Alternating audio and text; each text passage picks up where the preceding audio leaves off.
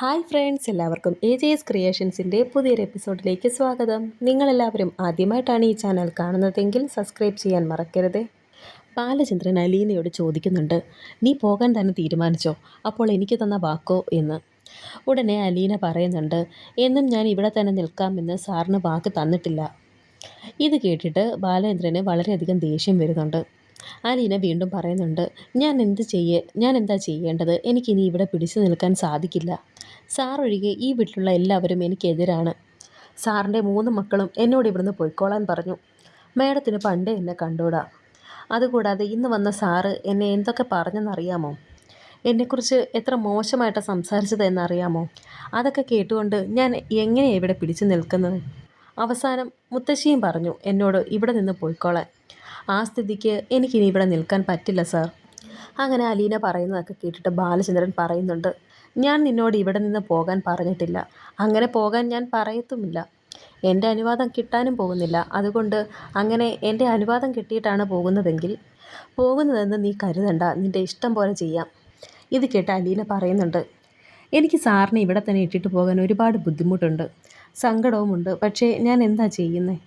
ഒരു വീട്ടിലുള്ള എല്ലാവരും എനിക്കെതിരെ നിൽക്കുവാണ്. ഒരു വേലക്കാരി മാത്രമായ എനിക്ക് ഇവിടെ എല്ലാവരെയും വെറുപ്പിച്ചുകൊണ്ട് പിടിച്ചു നിൽക്കുന്നതിന് ഒരു പരിധിയുണ്ട്. ഇനി എനിക്കത് സാധിക്കില്ല, അതുകൊണ്ടാണ് എന്നൊക്കെ അലീന പറയുമ്പോൾ ബാലേന്ദ്രന് ഇത് കേട്ട് സങ്കടം വരുന്നുണ്ട്. ബാലേന്ദ്രൻ ഒന്നും തന്നെ മിണ്ടുന്നില്ല. എന്നിട്ട് കൈകൊണ്ട് ഇങ്ങനെ കാണിക്കുന്നുണ്ട് പൊയ്ക്കോളാൻ. ഈ സമയം അലീന പറയുന്നുണ്ട്, ഞാൻ സാറിനെ എൻ്റെ അച്ഛനെ പോലെയാണ് കണ്ടത്. അലീന ബാലചന്ദ്രൻ എന്ന് സാറിൻ്റെ വാഗൊണ്ട് കേട്ടപ്പോൾ എനിക്ക് ഒരുപാട് സന്തോഷം തോന്നി. ആ സമയം ഞാൻ വേറെ എവിടെയൊക്കെയോ പോയി, എന്തൊക്കെയോ ആഗ്രഹിച്ചു. പക്ഷേ അതൊക്കെ തെറ്റായിരുന്നു എന്നൊക്കെ എനിക്കിപ്പോൾ തോന്നുവാണ്. അതുകൊണ്ട് സാറിനൊന്നും തോന്നരുത്.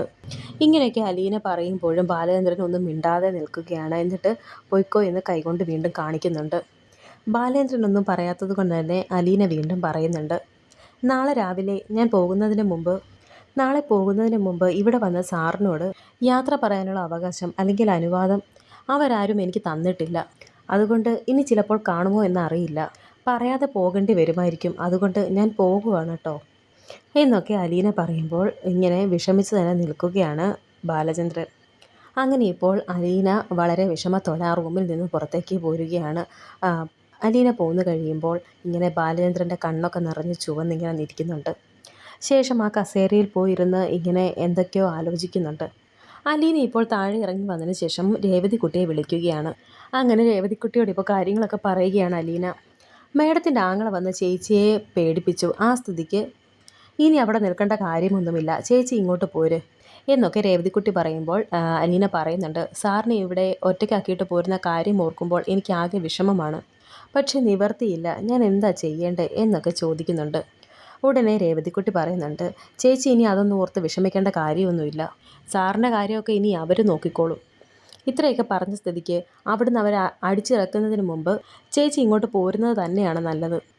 നാളെ ഞാനൊന്ന് ചോദിച്ചു നോക്കട്ടെ ഗ്രേസി അമ്മയോട്, ഞങ്ങൾ കാറ് കൊണ്ട് വരാം എന്നൊക്കെ രേവതിക്കുട്ടി പറയുമ്പോൾ അലീന പറയുന്നുണ്ട്, അത് വേണ്ട, ഞാൻ ബസ് കയറി വന്നോളാം എന്ന്. ഉടനെ രേവതിക്കുട്ടി പറയുന്നുണ്ട്, അങ്ങനെയല്ല, ചേച്ചി അവിടുന്ന് അടിച്ചിറക്കി വിട്ടാലും ചേച്ചിയെ കൂട്ടിക്കൊണ്ടു പോകാനും ചേർത്ത് പിടിക്കാനും ആരെങ്കിലുമൊക്കെ ഉണ്ടെന്ന് അവരറിയട്ടെ, അതിനു വേണ്ടിയിട്ടാണ് എന്നൊക്കെ രേവതിക്കുട്ടി പറയുന്നുണ്ട്. എന്നാൽ ശരി എന്ന് പറഞ്ഞപ്പോൾ അലീന ഫോൺ വെക്കുകയാണ്. അങ്ങനെ ഇപ്പോൾ രേവതിക്കുട്ടി അകത്തേക്ക് വരുമ്പോൾ ഗ്രേസി അമ്മയും മാമച്ചായനും പുറത്തേക്ക് പോകാൻ റെഡിയായി നിൽക്കുകയായിരുന്നു. എവിടെ പോകുക എന്ന് രേവതിക്കുട്ടി ചോദിക്കുന്നുണ്ട്. ലാബിൽ ബ്ലഡ് ടെസ്റ്റ് ചെയ്യാൻ വേണ്ടി പോകാൻ നിൽക്കുകയാണ്. ഗ്രേസി അമ്മയ്ക്ക് കിഡ്നി സ്റ്റോൺ ഉണ്ടോ എന്നൊരു സംശയമുണ്ട്. അപ്പം അതിൻ്റെ എന്തൊക്കെയോ ടെസ്റ്റും കാര്യങ്ങളുമുണ്ട്. അതിന് വേണ്ടിയിട്ട് പോകാനാണ് അവർ നിൽക്കുന്നത്. അയ്യോ, നേരത്തെ ആയിരുന്നെങ്കിൽ ഞാനും വന്നേനെ എന്ന് രേവതിക്കുട്ടി പറയുമ്പോൾ, അതിന് ഹോസ്പിറ്റലിലോട്ടല്ല ലാബിലോട്ടാണ് പോകുന്നത് എന്ന് ഗ്രേസിയമ്മ പറയുമ്പോൾ രേവതിക്കുട്ടി പറയുന്നുണ്ട്, എനിക്കും കുറച്ച് ബ്ലഡ് കുറവുണ്ടോ എന്ന് സംശയമുണ്ട്. അങ്ങനെ ആയിരുന്നെങ്കിൽ എൻ്റെയും ടെസ്റ്റ് ചെയ്യാമായിരുന്നു എന്ന് പറയുമ്പോൾ, നിലവിലിപ്പോൾ നിനക്ക് ബ്ലഡിൻ്റെ കുറവൊന്നുമില്ല എന്ന് ഗ്രേസിയമ്മ പറയുന്നുണ്ട്. അങ്ങനെ ഇപ്പോൾ രേവതിക്കുട്ടി പറയുന്നുണ്ട്, അതെ, അലീന ചേച്ചി നാളെ അവിടെ നിന്നെങ്കിൽ പോരും. ഇത് കേട്ട് ഗ്രേസിയമ്മ പറയുന്നുണ്ട്, അവളോട് എത്ര നാളായി നമ്മൾ പോരാൻ പറയുന്നു, അവളോട് പോരാൻ പറ എന്ന് പറയുമ്പോൾ രേവതിക്കുട്ടി ചോദിക്കുകയാണ്, നാളെ നമുക്ക് അവിടെ പോയി ചേച്ചിയെ വിളിച്ചുകൊണ്ട് വന്നാലോ എന്ന് ചോദിക്കുന്നുണ്ട്. അതിൻ്റെ ആവശ്യമുണ്ടോ എന്ന് ഗ്രേസിയമ്മ ചോദിക്കുന്നു. ചേച്ചിയുടെ അവസ്ഥ ആകെ കഷ്ടപ്പാടാണ്. അവിടെ നിന്നും അടിച്ചിറക്കുന്ന അവസ്ഥയിലാണ് അവർ നിൽക്കുന്നത്. വൈജയന്തി മേഡത്തിൻ്റെ ആങ്ങള വന്നിട്ടുണ്ടായിരുന്നു. അയാളും ചേച്ചിയെ കുറേ ചീത്ത പറഞ്ഞു. എന്നിട്ട് നാളെ 12 മണിക്ക് മുമ്പ് അവിടെ നിന്ന് ഇറങ്ങിക്കോണമെന്നാണ് പറഞ്ഞിരിക്കുന്നത്.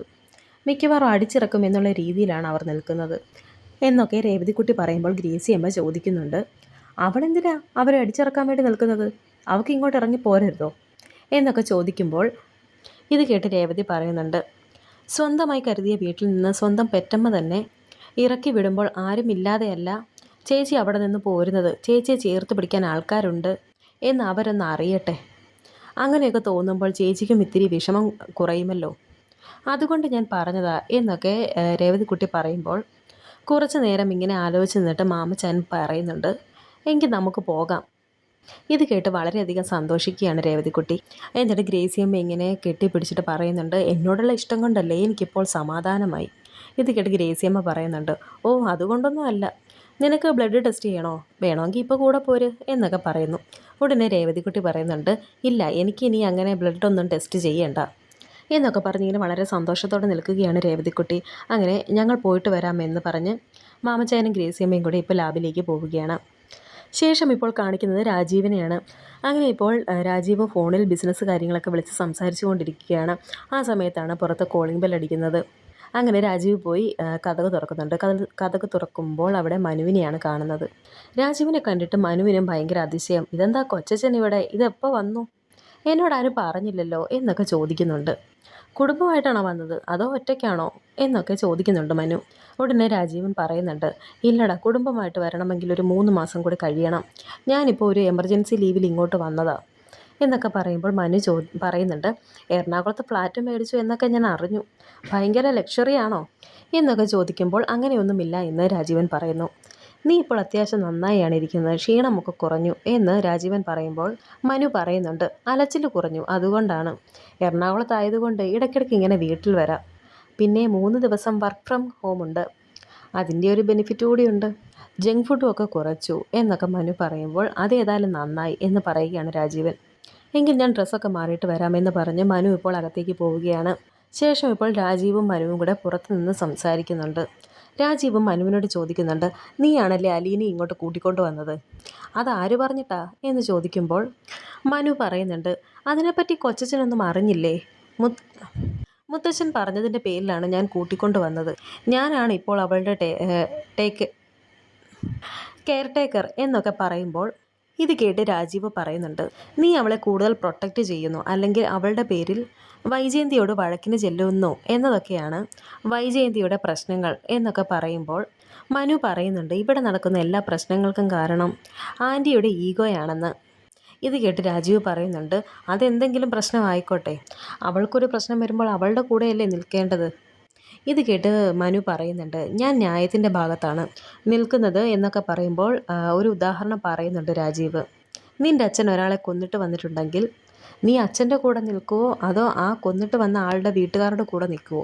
എന്നിട്ട് അവർ ഒപ്പം നിന്ന് അച്ഛനെതിരെ പൊരുതുവോ? ഇല്ലല്ലോ, അച്ഛൻ്റെ കൂടെ നിൽക്കും, അച്ഛന് വേണ്ട സഹായങ്ങൾ ചെയ്തു കൊടുക്കും, അച്ഛന് വേണ്ടി വക്കീലിനെ കാണും, അങ്ങനെ പലതും നീ ചെയ്യില്ലേ എന്നൊക്കെ രാജീവൻ ചോദിക്കുമ്പോൾ മനു പറയുന്നുണ്ട്, അങ്ങനെ ഒരു സിറ്റുവേഷൻ അല്ല ഇവിടെ എന്ന് പറയുന്നു.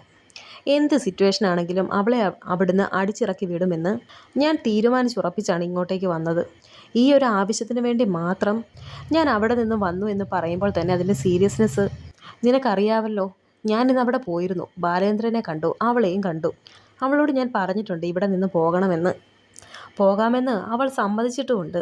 ഇനി നീയായിട്ട് അതിനകത്ത് കയറി ഇടപെട്ട് വേറെ പ്രശ്നങ്ങളൊന്നും തന്നെ ഉണ്ടാക്കിയേക്കരുത് എന്ന് രാജീവ് പറയുന്നു. ഇത് കേട്ട് മനു പറയുന്നുണ്ട്, ഇതിനു മുമ്പും അവൾ പോകാൻ റെഡിയായിരുന്നു, അങ്കിളായിരുന്നു വിടാതിരുന്നത് എന്ന് പറയുമ്പോൾ ഉടനെ രാജീവ് ചോദിക്കുന്നുണ്ട്, അവൾ എങ്ങനെയാണ്, നല്ല പെൺകുട്ടിയാണോ?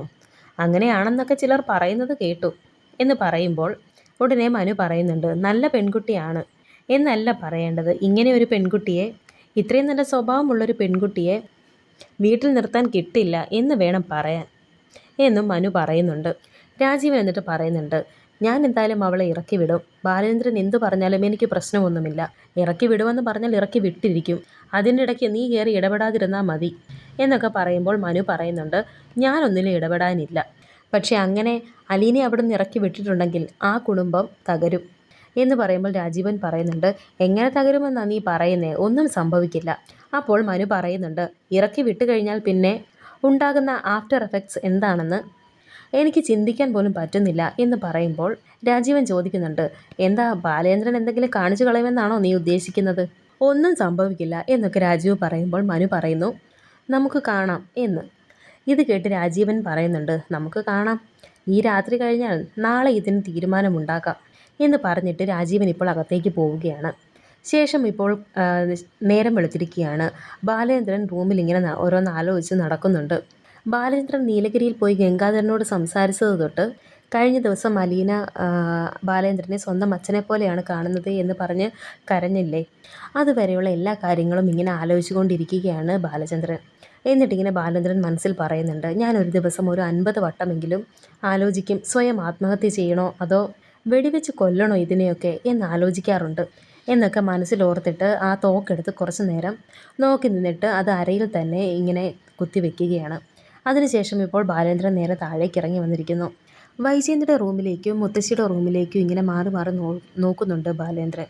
ശേഷം ഡൈനിങ് ടേബിളിൻ്റെ അവിടെ വന്ന് ഒരു ഗ്ലാസ് വെള്ളമൊക്കെ എടുത്ത് കുടിച്ചിട്ട് ഇങ്ങനെ ഓരോന്നും ആലോചിച്ച് നിൽക്കുകയാണ് ബാലചന്ദ്രൻ. വരാനിരിക്കുന്ന പുതിയ എപ്പിസോഡുകളുമായി വീണ്ടും കാണാം. Thank you for watching.